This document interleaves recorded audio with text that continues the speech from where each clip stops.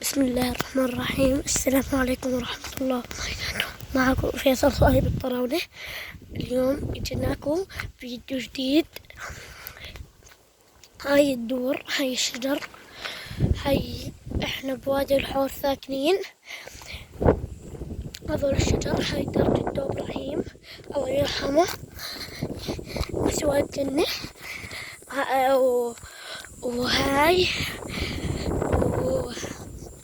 وهاي الداليات معناهن. وهذولا هذا العشب، وهاي شجرة ما بنعرف هاي الشجرة ايش، بس حلوة وفيها عليها حب بتاكل. وهاي سيارة دار جدو ابراهيم، وهاي سيارة دار جدو ابراهيم، وهاي دارهم. وهذول الدور اللي تحت، وهذه دار جدي، وهاي الدار تبعت السوريين. والله راح نصور لكم دار هسه. دار حلوة، بس هسه بدي اورجيكم اياها. طلعوا اطلع فوق، طلعوا الداليات ما احلاهن.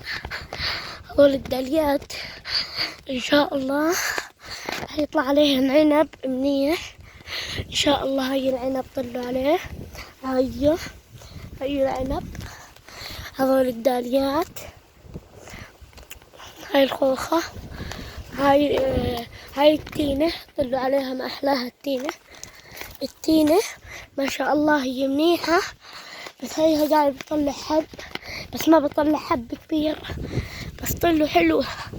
طلعوا يا رب. هذول الشوك، هاي الداليات كمان، هذول ما شاء الله ما شاء الله. هاي دار نضال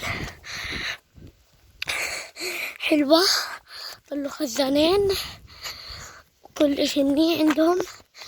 زراريع طلعوا ما شاء الله.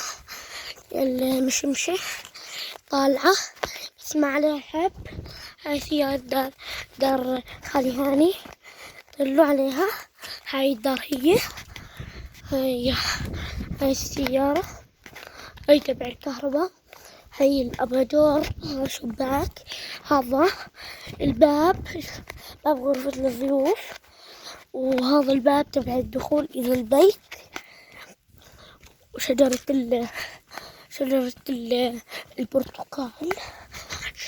البرتقال، هاي المسبح اللي مش فاتحينه لأنه بعدين بدهم يفتحوه هون. هاي المساحة.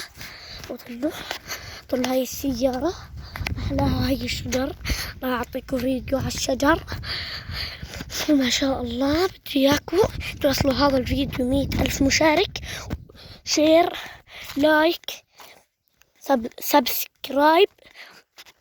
السلام عليكم.